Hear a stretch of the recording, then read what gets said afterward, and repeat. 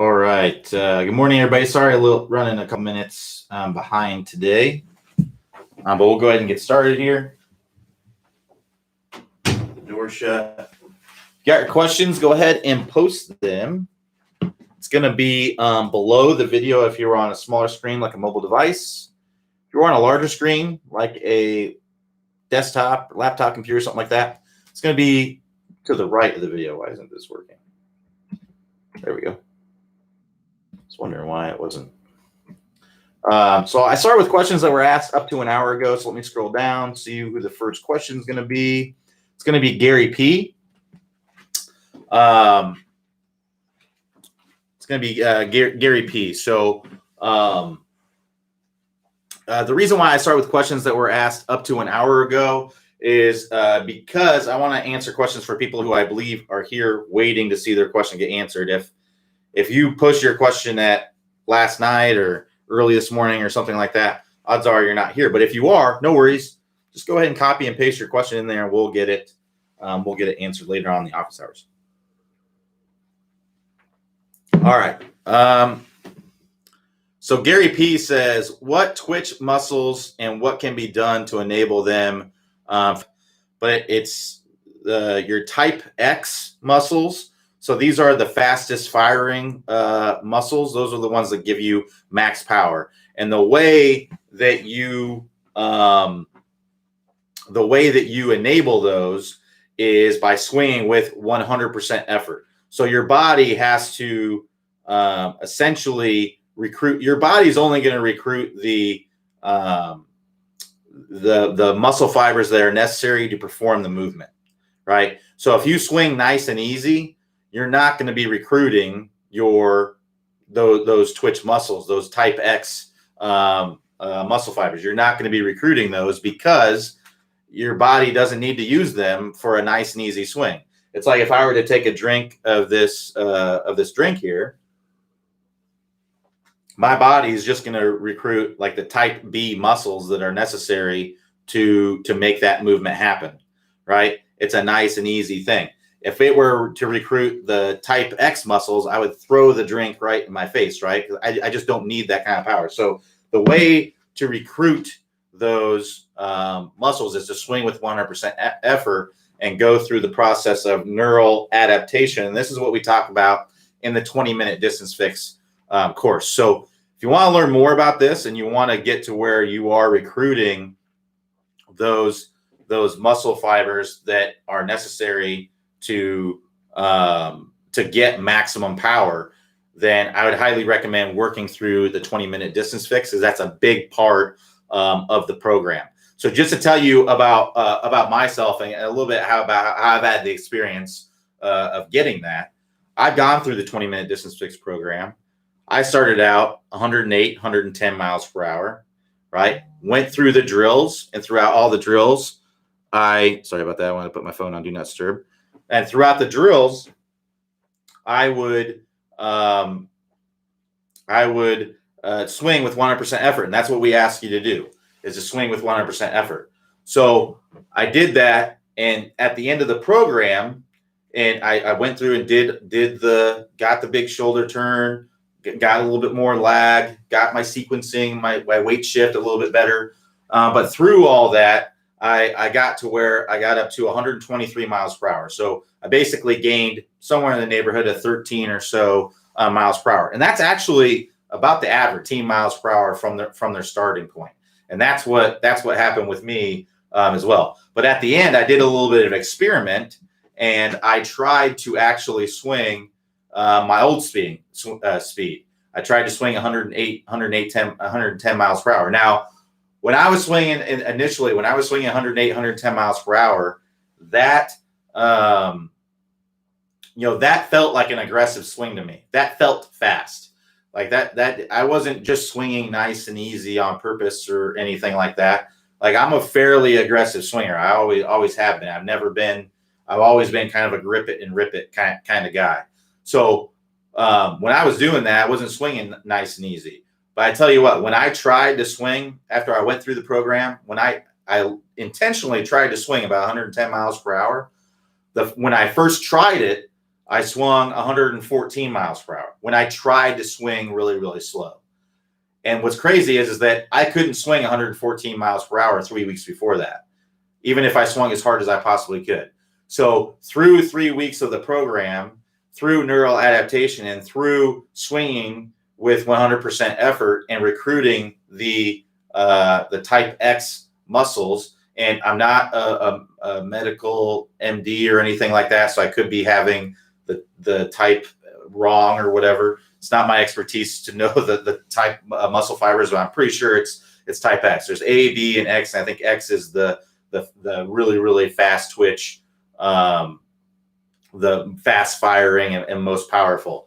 But yeah, that's going through that. I had to feel like I was swinging like in slow motion in order to swing 110 miles per hour. And that's what you go through when you go through the 20-minute distance fix. So if you're looking to gain club head speed and distance, I'm telling you, you got to do this program. It's really the best thing out there to really, really get your speed up. So as an all access member, you have access to this program. It's included in your membership. If you want to go through it, start right now.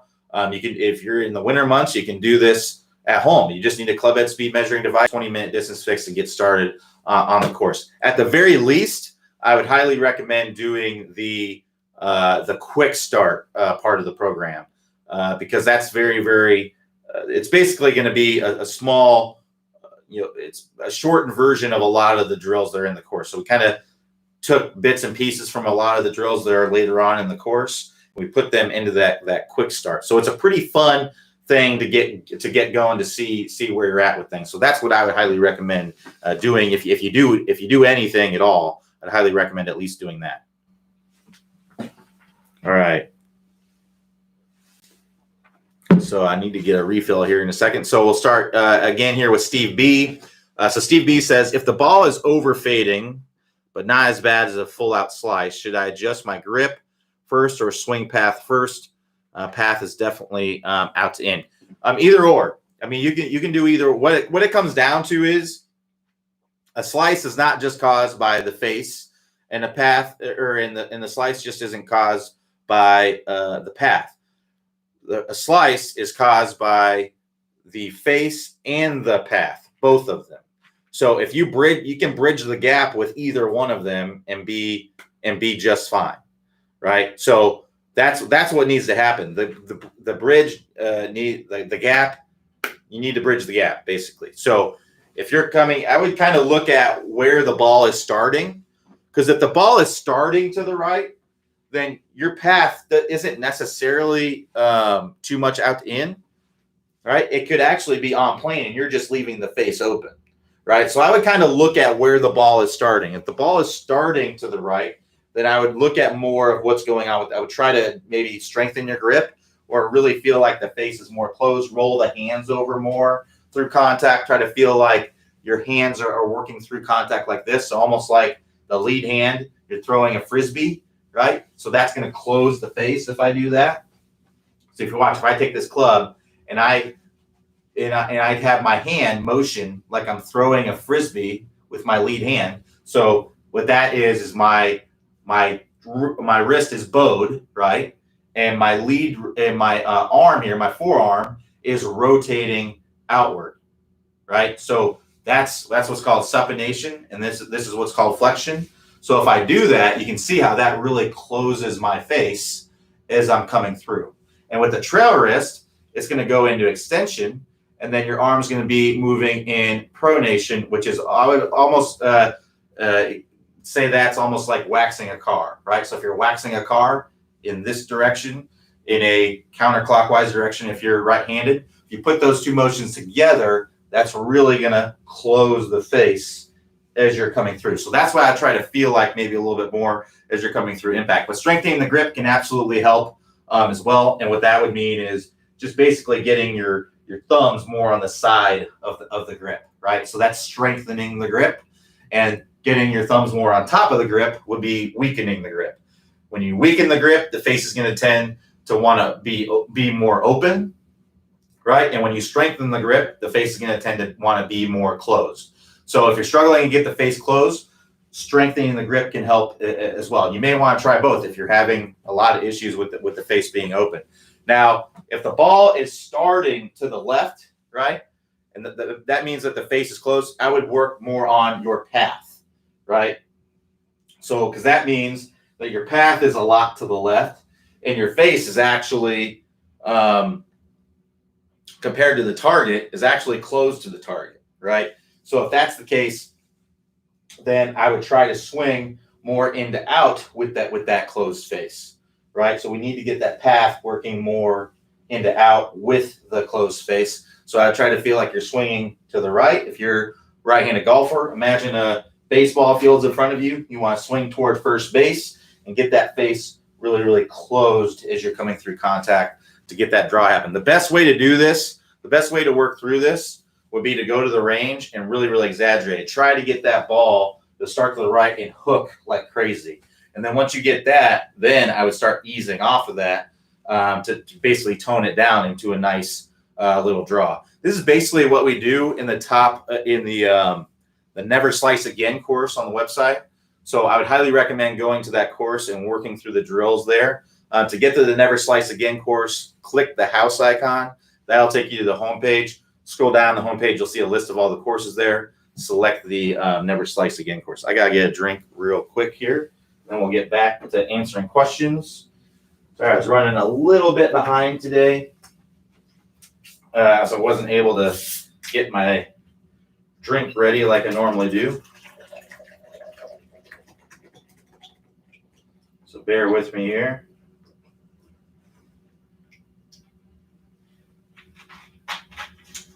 I don't know what it is. I have to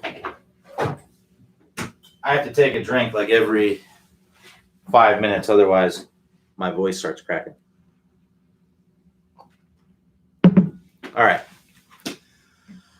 So Rick J says, Q, as I've gotten older, I seem to have lost distance with short irons, but I've maintained it with longer clubs. What is causing this? Any ideas? Generally, if people are losing distance with their shorter clubs, it's because they're early releasing, right? So you can get away with that a little bit more with the lower lofted clubs because it's not adding as much loft comparatively as it would with a shorter club. So I would look at because there's more loft on shorter clubs. When you early release, it just adds a lot more. So what I would recommend doing is looking at your swing on video and see if you are early releasing the club. So you're coming into contact, maybe kind of scoopy and flipping a little bit. And if that's the case, I'd recommend most likely working through the straight line release course, because that's basically what the straight line release is. We want to get this club releasing out here, out in front. And that's how you get forward shaft lean. That's how you get the shaft leaning forward a little bit, is by getting that club to release more out front. So that's what I'd be looking at, making sure that you're releasing the club out front. It's the last piece of the Top Speed Golf system. If you want to check that out, click the instruction tab, then click the Top Speed Golf system, and then the straight line release course, and get started on the drills to help you start de-lofting the club a little bit more.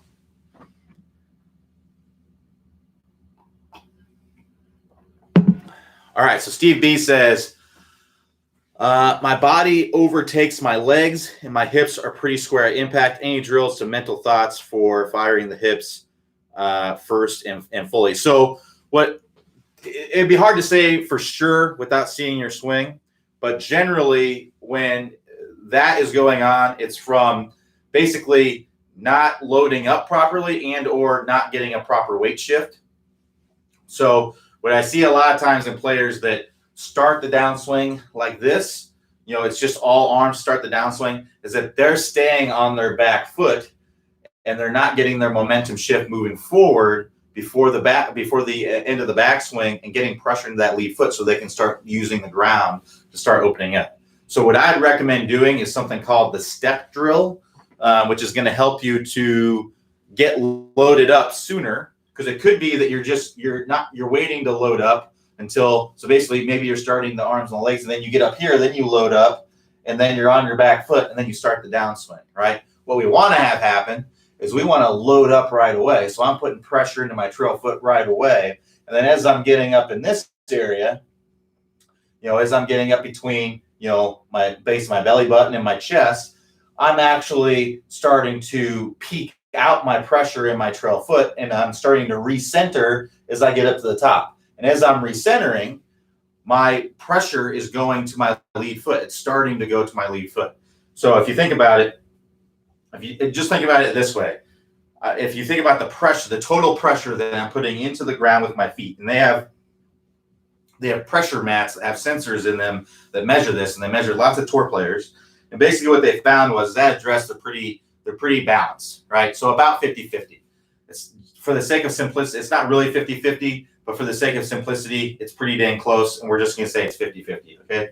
So 50-50, and then as they start going up to the top, the pressure in their trail foot is starting to increase right away. And as they get into this area, about 75-80, it's peaking out, and about 75-80% of the pressure is in the trail leg as they're getting up to this area.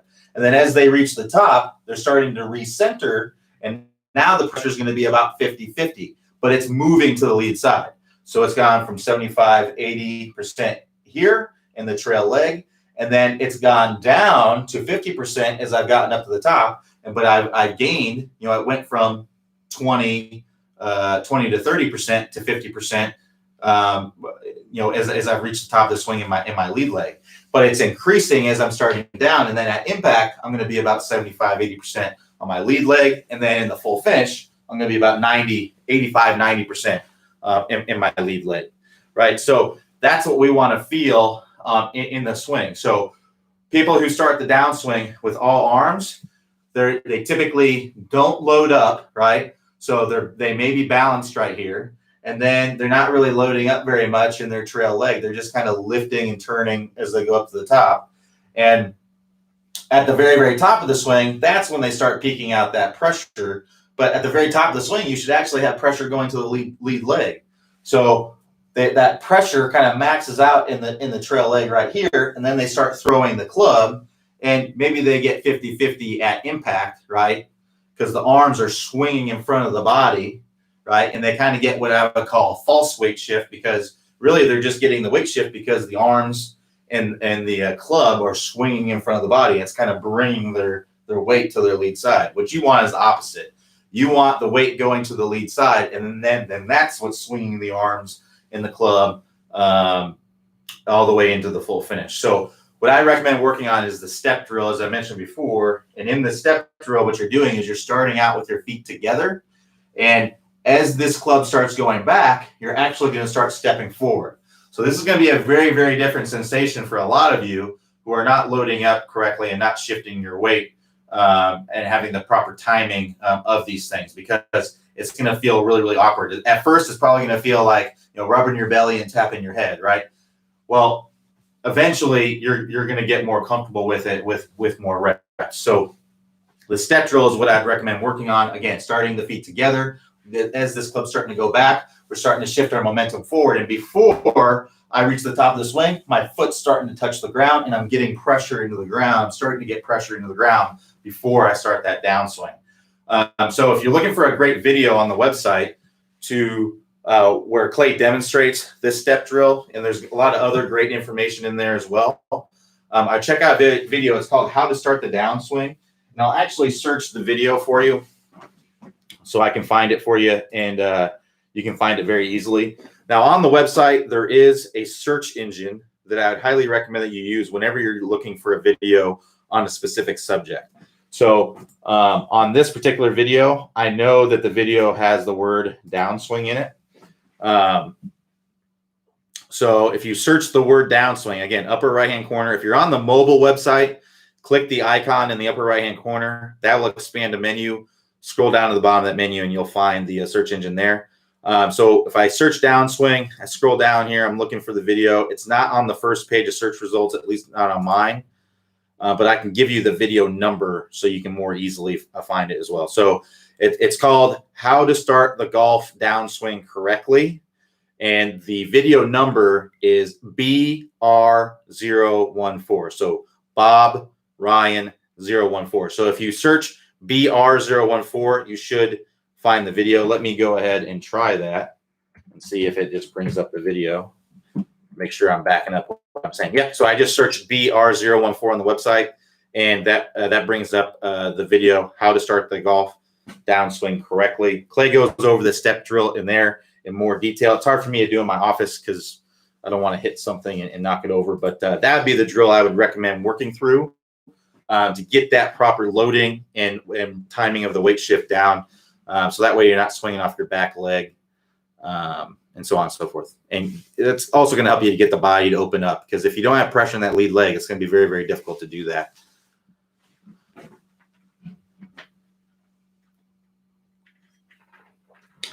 So Mark P says, is there a swing thought for the butt end of the club as you come through impact, and effort to maintain lag as long as possible? Just wondering what the butt end of the club should be doing, if anything. So what the butt end of the club is doing. Now, one thing to keep in mind here is that things are happening too fast through impact for you to really be thinking about anything. So having a swing thought for what the butt end of the club should be doing is most likely not really going to do anything. But what the butt end of the club is doing, once it reaches to about right here, in front of the trail leg typically. Now, some people will have the trail leg kicked in more. Some people may not, so it may be a little bit of a difference there. But generally, by the time the butt end of the club is reaching pretty close to the golf ball, this club is going to be about parallel to the ground when you see the best tour players. And that's actually when the club's typically reaching its lowest point. So the butt end of the club is typically reaching its lowest point about in this area.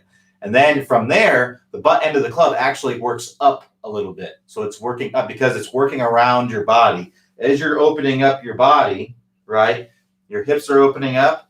That's pushing your shoulder up and back. And that's bringing the butt end of the club up and back, right, and up and around, basically. So as I get to about right here, my hands are getting pretty close to turning the corner, or the butt end of the club is getting pretty close to turning the corner. So it's the butt end of the club is working to the right, and then it's turning the corner, and then it's going to start working to the left. So and it's going to be working up into the left as we're coming through impact, right? That's what we see with the best players, is that the club head works up and to the left. That's what should be happening. So it could be a good feeling for you, or a good thought to think, okay, pull this handle up and to the left. But what golf is, a lot of what golf is adjusting your feel to get the desired result that you want. So what you feel, as we all know, you probably heard the expression, feel isn't real, right? Or feel isn't always real. It rarely is real. So you need to adjust your feel to actually get the desired result that you want. So that's what needs to happen. If you think about the club working up and to the left through impact, the butt end of the club, that may not get you the desired result that you want. You may need to feel like the butt end of the club is working, down and to the right. That doesn't necessarily mean that's what's going to happen, because remember, feel isn't real, but that may be what you need to adjust your feel to get the desired result that you want. So that's really what it comes down to, is adjusting your feel to get the desired result that you want. I know I've said that a lot, but that's what we have to understand. So I can tell you literally what's happening, or what's happening in the best players, but that doesn't mean for you that's what you need to feel and what you should necessarily be doing, because you may not be able to physically be capable of moving the club in that way. And you may not, at this point in time, that may not be a functional thing for you to try to do, because you may have other things going on in your swing that aren't allowing you to. So that's basically, like I said again, adjust your feel to get the desired result that you want. That's what I'd be trying to do with the butt end of the club. And that comes with trial and error, or getting coaching, a coach to kind of get you on the right track for what you would need to be doing. I would need to be able to see your swing, know your faults and your ball flight and impact issues and things like that to be able to help you with that. And it is possible to do that. I do offer unlimited swing reviews. So if you are interested in unlimited swing reviews, what I'd recommend doing is signing up for my wait list. I don't have any spots available right now, but if you sign up for my wait list, you'll get an email whenever I open up spots. Been really, really busy, so haven't been able to open up spots. I don't think I'll be able to open up spots this month, just because right now I just have a lot of students. They're hard workers and they're not canceling, so no spots are opening up. So I hope to be able to open up some spots next month. We do have other instructors that will hopefully be able to open up spots as well. So be on the lookout. If you join their wait list, you should be able to sign up at some time with them. But yeah, join that waiting list. Otherwise, you may not get an opportunity to sign up. So Tom W says, cross hand versus claw, what works best for looking to switch yips? This is easier to adapt to. It's really personal preference. I've tried both. I don't like either one. So it's really personal preference. I don't know that either one of them necessarily cures the yips. If anything, I know, and now it can make a difference. You just have to try each one. So for those of you who aren't familiar, cross hand is going to be basically referred to as lead hand low, something like this. And the claw is basically some sort of variation of this. I think more people would call this the claw, and this could be kind of like a pencil type. There's all kinds of variations of that, but it's basically where you take your trail hand and you turn it this way, and you're kind of pushing it that way. So you're putting your wrist at a different angle. So with my wrist angle this way, it can be much easier to do this, right? If I have my wrist that way, it's harder for this to happen. So you may not do that as much, but it doesn't mean you won't. What I would recommend doing is understanding what happens with what's going on with your yips. I would look at your swing on video and see what's going on there. If the yips are from too big of a backswing and short follow through, or a short follow through and fast, or a short backswing and fast follow through, it could be from trying to add a lot here. And I find that's better, at least in my experience with my own putting and students putting, is to keep a grip that you're comfortable with. Typically, if you're comfortable with the claw grip, hey, go with the claw grip. But I've definitely never been comfortable with a cross hand grip. A claw grip I've dabbled with a little bit more, and I've actually put it in play a little bit, but I just found that my speed control was always very terrible, especially on longer putts, lag putts. So I just always go back to the traditional. I've just never wavered away from it. I haven't wavered away from that in a while. And if you're getting really flippy right through here, and you're seeing that on video with your putting, because that can happen, then I would just be aware of it and then practice keeping that trail wrist really solid and focus on using your shoulders more to drive the stroke, and you'll get rid of the yips that way, right? So that's what I would focus on. One other drill that I like as well, and that I found whenever I've kind of felt like I was way off with my putting, and I haven't, maybe I've gotten a little bit risky, or my stroke has gotten too long, short follow through, too short, fast follow through, things like that. What I do is I putt with my eyes closed. And what's crazy is, someone who's notorious for getting the putting yips, Sergio Garcia, he actually won a tournament. I think the last tournament that he won it closing his eyes on every single putt, which is nuts to me. But that's basically a drill that you can do to help you kind of get a better sense and feel for how you should move it. Because when you close your eyes, you don't have, a lot of times, you're looking at things and you're just kind of overthinking things, right? And that's where the yips come from a lot of times. So if you just kind of close your eyes and just let the club head kind of swing back and forth freely, right, you'll get much, much better results. So that can be a good way to kind of get the feel for your stroke back, right? Close your eyes, take a couple strokes, right, and feel that putter kind of swinging back and forth, and then get up to the putter, and you can actually practice putting some balls with the eyes closed and guess, where the ball went. If you hit it left, if you hit it right, hit it too hard, too soft, so on and so forth. So it gets you a better overall sensory feel for what's going on. So that would be a drill I would definitely try. It's a lot easier than getting used to a new putting grip. But hey, if you try a new putting grip and boom, you're making putts all the time now. Then who am I to say that that's the wrong thing to do? But it's really personal preference as far as what putting grip you use. That's why you see all kinds of tour players using different putting grips. So David CM says, Q, would you demonstrate the movement with the sequence of the knees and the downswing? Focus on the influence on the hip turn. Thanks. So basically the way that our knees want to work in the backswing, or sorry, you're saying in the downswing.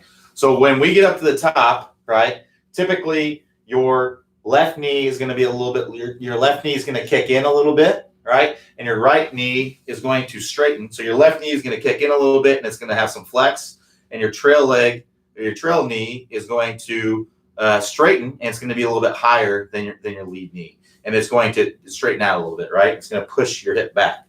Now, as we start the downswing, what we want to do initially here is we want to do flex both of these legs, right? We want to get flex in both of these legs. Now, there's going to be a lot more flexing of the trail leg because it was straightened out, and there was already a little bit of flex in the lead leg, so it's going to flex less, but that's what we need to happen. So those knees actually get back to where they're level with each other in the start of the downswing. So about when that lead arm gets back to parallel to the ground, that's when those knees are going to be back level, and you're going to have the maximum flex that you're going to have in your legs. When you look at tour players, especially the most dynamic ones, typically you're going to see a lot of flex in those legs at that point in the swing. Some tour players, there's not a ton, right? They get to the top, they just flex a little bit. But the most dynamic players are going to have a lot of flex. Now, if you're someone who goes up to the top and you extend right away, what I would try to feel is a lot of flex. I would feel a lot because we want to exaggerate things. It's going to move the needle a lot more when you're trying to improve. So it takes so much longer to improve if we just do exactly what we're trying to get to in a slow swing. If you want to move the needle faster and improve faster, then I would exaggerate as much as you can.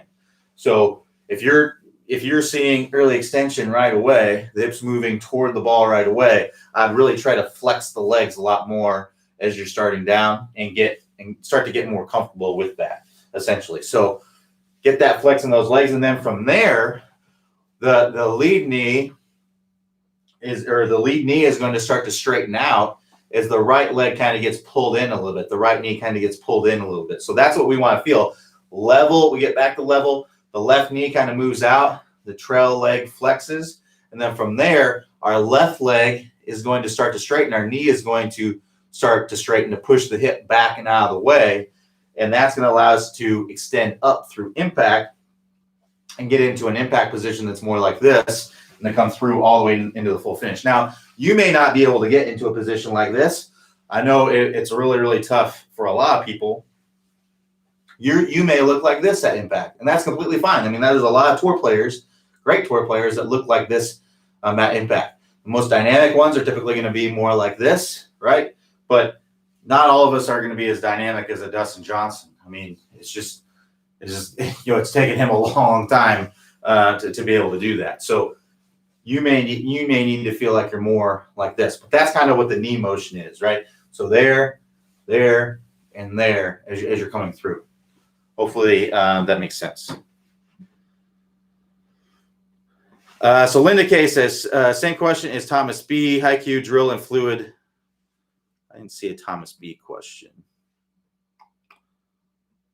Oh, so the Thomas B question was posted more than an hour before. So that's why it was not answered. So let me go back here. High Q, drill and drill one, fluid spine, 1,000 reps. Is it equal reps exaggerated left and center than right?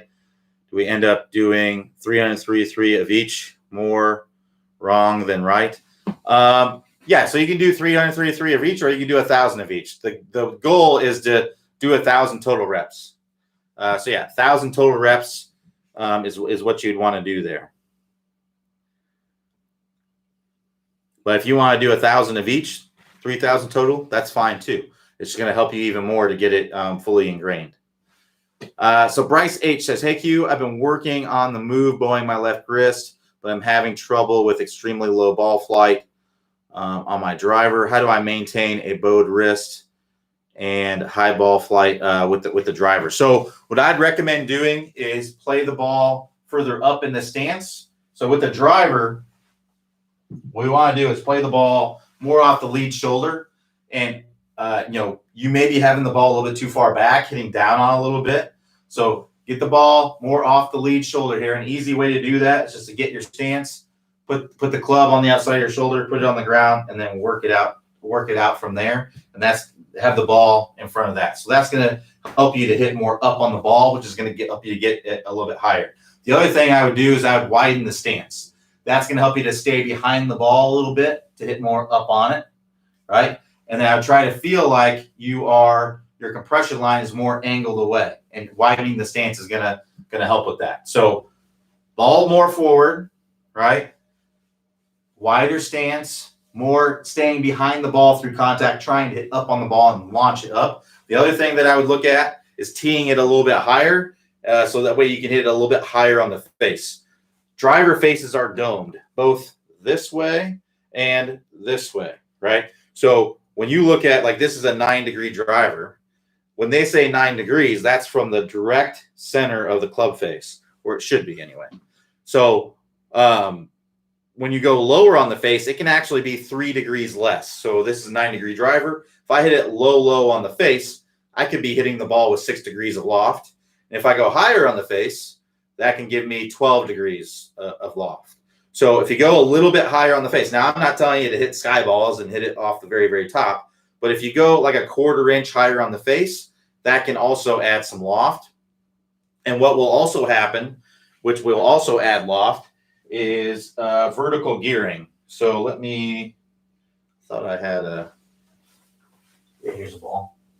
So when the ball hits high on the face actually twists up, right? It twists up. And when it twists up, it also adds loft. And that twisting up also lowers spin, because the ball is going to have less backspin if the face, because it's something called gear effect is happening. So it kind of goes like that. So it doesn't actually give it top spin, but it reduces the amount of backspin. So that can help you to launch the ball higher as well. So ball more forward, ball teed up higher, wider stance, stay behind the ball more, higher strike on the face is going to give you a much, much higher launching shot, and lower spin, and probably more distance as well.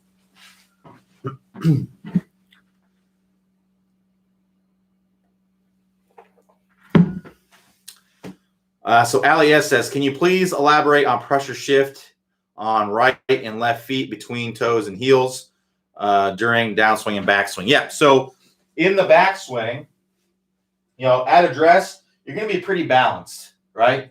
You can be a little bit more in the toes, a little bit more in the heels, but for the most part, pretty balanced. We don't want to be way out here, and we don't want to be way, way back in the heels either. We just want to be nice and balanced and have.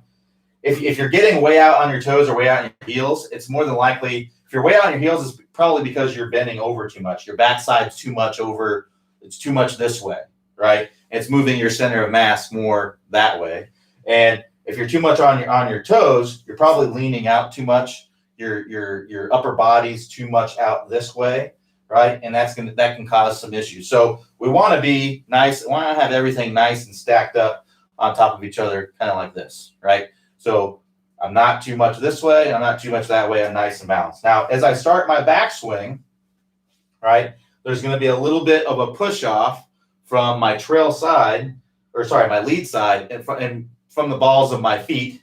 And then that's going to move into my balls of my feet over here, and then quickly move into my heel as I go up to the top, right? So as I go up to the top, I'm going to be heels in my trail leg. I'm going to have some pressure in my toes of my lead leg, but most of my pressure is going to be in the heel of my trail leg. Now, as I get up to the top here, I'm going to start recentering, right? And that's going to start going more pressure back into my balls of my feet over here. And then as I start down and I start to rotate, again, that's going to quickly move into my heels here. And now I'm getting out of my toes on my trail foot. And then I'm going to come into the full finish. And most of the pressure is going to be on the outside of my foot and in my heel on my lead side, depending on how flexible you are.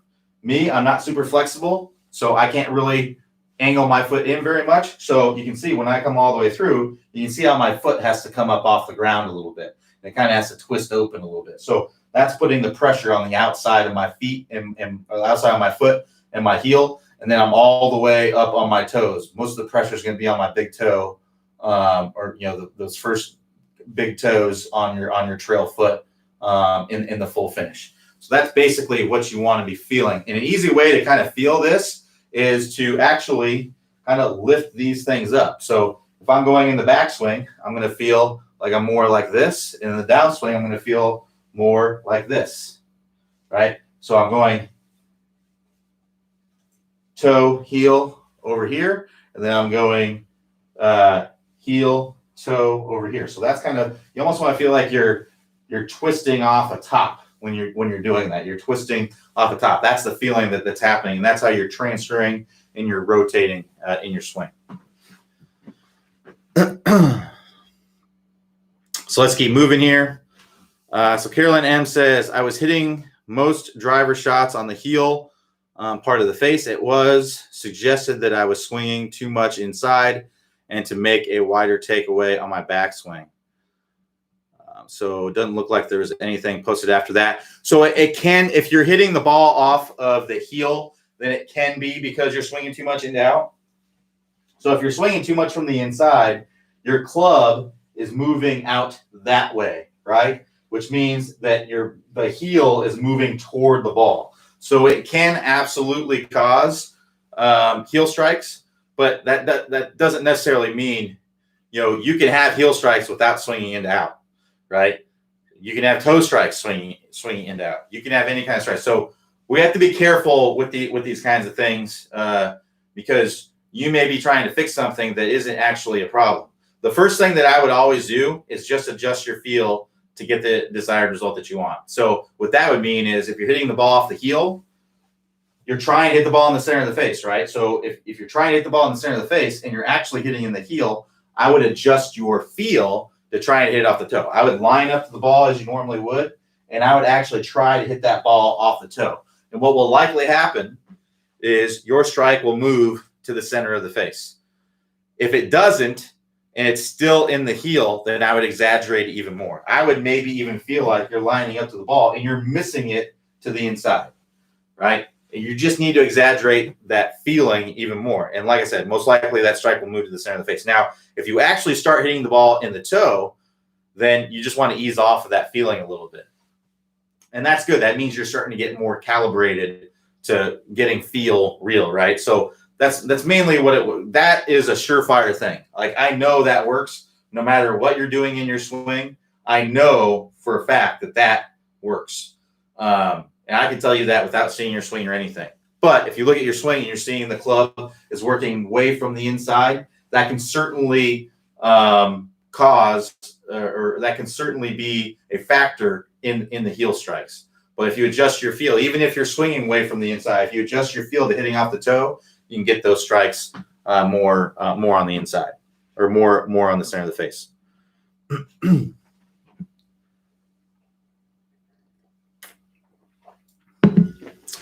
So Tom W says in Clay's latest video, C077 armpit drill, he discusses armpit drill. I'm not sure if I know that one. He discusses open shoulders at impact. This contradicts info in the compression line series that emphasizes square shoulders at impact. Did the swing analysis methodology change? No, the shoulders should be square to slightly open. Square to slightly open. The chest, and I haven't seen the video, or maybe I've seen the video and I don't remember it, but he could have been talking about the chest as well. So the chest is different from the shoulders. When you look at tour players, their shoulders are going to be square to slightly open at impact. But every tour player has their chest open at impact. So what that means is that the sternum, right, our chest bone here, that is going to be pointing out in front at impact. The reason why the shoulders are different than how the shoulders can be square and the chest can be open is because our shoulders can move independently of our chest. Our shoulder blades can protract and retract. So if my shoulder blade moves toward my spine, that's retraction. If my shoulder blade moves away from my spine, right, that's protraction. If I protract my lead shoulder and I retract my trail shoulder, my shoulders look like they're closed, right? But my chest is still pointing straight forward. I have not changed the position of my rib cage, essentially, right?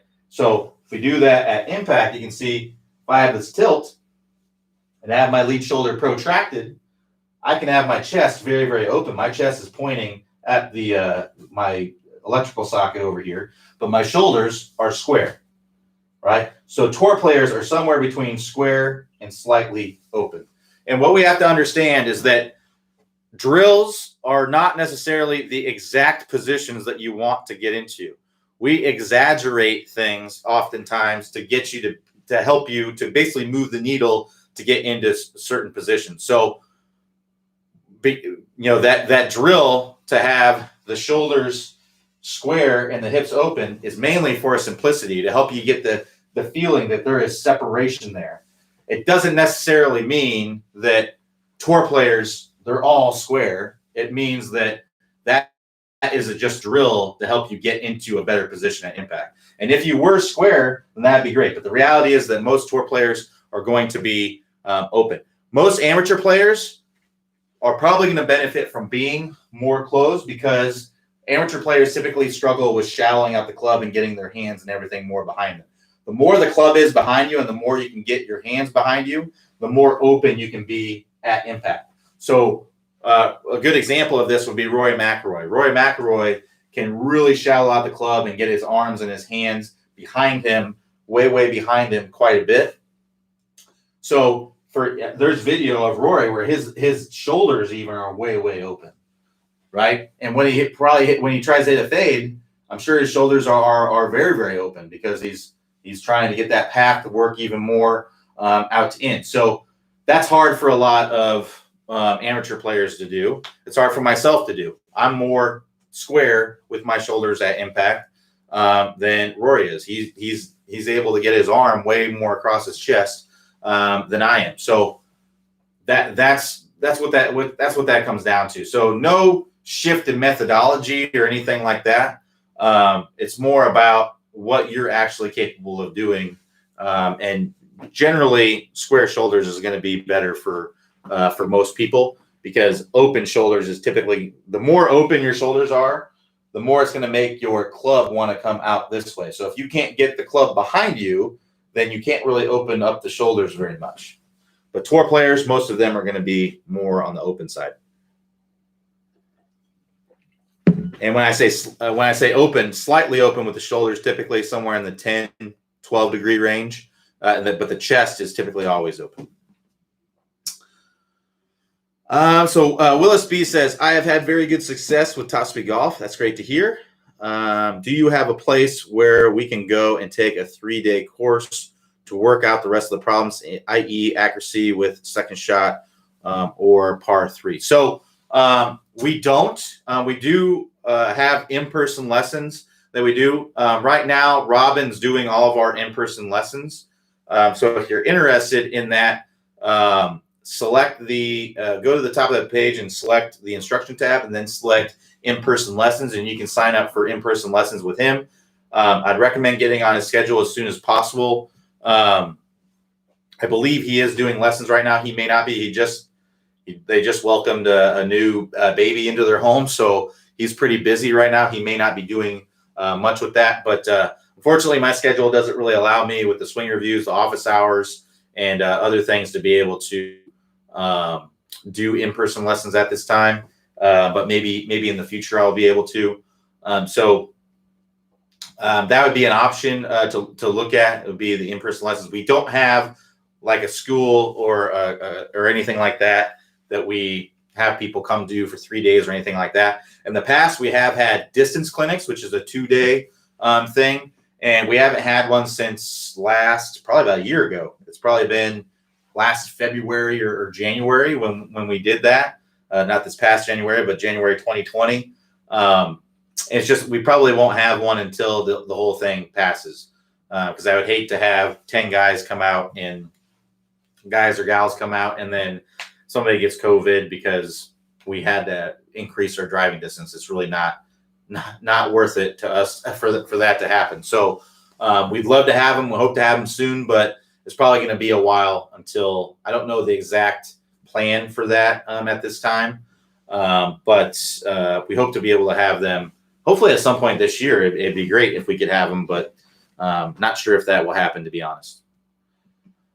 So Louis V says, when putting, would you suggest level shoulders or slight tilt with leading shoulder higher? It depends on your grip, right? So if you have a lead hand low kind of grip, then your left shoulder will be a little bit lower. If you have a right hand low kind of grip, then your right shoulder will be lower, right? So lead hand low, the left shoulder is going to be a little bit lower. It's going to be pretty close to level, but it's going to be a little bit lower. And then right hand low, you can see how, because your hands are a little bit more forward, right? So with this one, the hands are a little bit more forward still, but the lead hand is lower. So it actually pulls the left shoulder down just a little bit. And then for right hand low, the right shoulder will be, this is generally the typical kind of putting stance. So right shoulder, it would be hard to get, I would have to bend my lead arm a lot and straighten out my trail arm a lot to get my shoulders actually level with right hand low. So I don't recommend doing that. I recommend being nice and relaxed, let your arms kind of hang down naturally, right? And get your right shoulder a little bit lower for the right hand low kind of grip.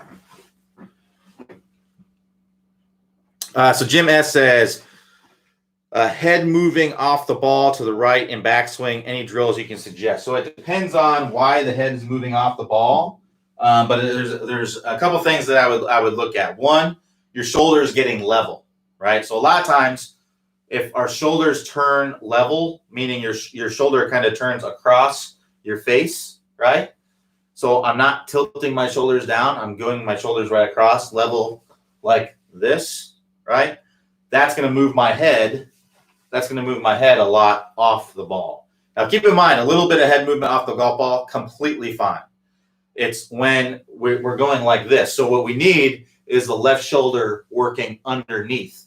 We need a steeper kind of shoulder turn to make that happen. So this would be shoulders moving level and moving head off the ball a lot.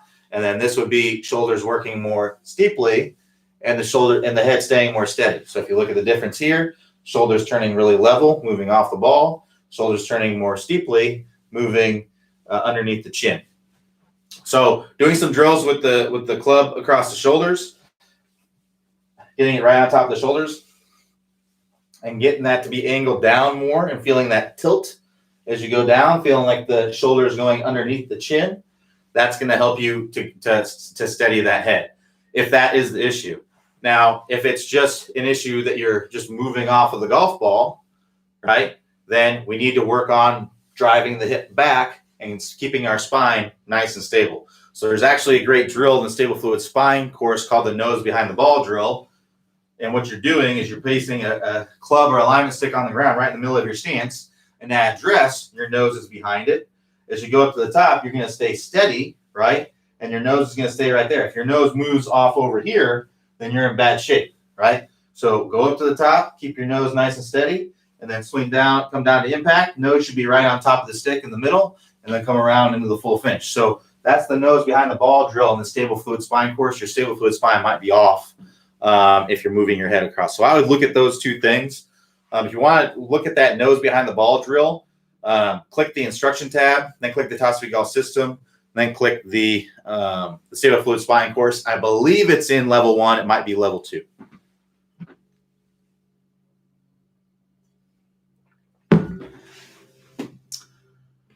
So Chris G says, Q, could you do an office hours at the range? Seeing you hit some balls and be more dynamic may help communicate things like the move in club shadowing. It wouldn't really be office hours then, would it? No, most likely that's not going to happen. It's for a daily thing. It needs to be something that I can set up very, very easily and do and just kind of set up and go. There's a lot of logistics involved doing it out at the range. What if it starts raining? I would have to use like a lapel mic. We would have to have it streaming somehow. It's not like we have internet out there.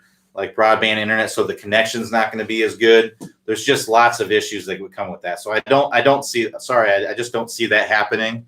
And that's not what this is intended for. This isn't intended to have you watch me hit balls and stuff like that. It's really just to answer questions, and really haven't had any issues answering any questions with this format. So sorry, Chris, it's probably not something that's ever going to happen. But I'm never going to say never, but it's most likely just never going to happen, because it's just it would take way, way too much time for me to be able to do that. If we did that, I wouldn't be able to do it every day.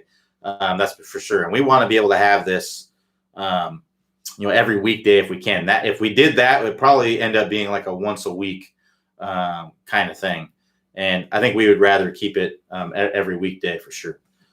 So another question here from Linda K says, follow up on stable spline. So you are saying that doing equal number of straight, correct, and too far angles will build in the correct spine angle. Yes.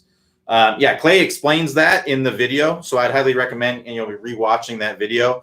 But what we're doing here is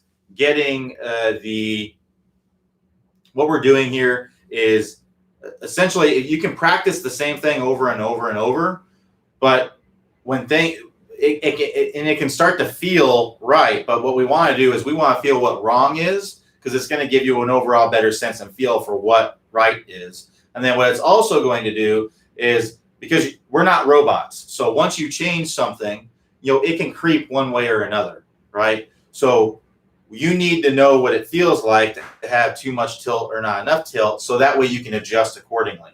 If you don't know what it feels like to have too much or too little, then it's going to be difficult for you to make that, or have the confidence to be able to make that change during a round or whatever it might be. So that's part of the reason why we want to do that. And it's scientifically proven, doing it from doing too much and too little and somewhere in between, doing reps like that helps you to improve faster. So yes, we do recommend doing one end of the spectrum, the other end of the spectrum, right in the middle, because it's going to help you to get the feeling of it longer. So Chris G says, I understand maybe once a month. Sorry, Chris, it's probably not going to happen, buddy. Again, it's just too many, like it would just too many ways for things to go wrong. This is something that's fairly reliable. We've even had our problems with this, with the connection, the internet not being good, even at home sometimes. So Brian P says, how many people on average turn up for office hours? Just curious. Depends on the day. I would say it's usually over 100. We get usually over 100 people.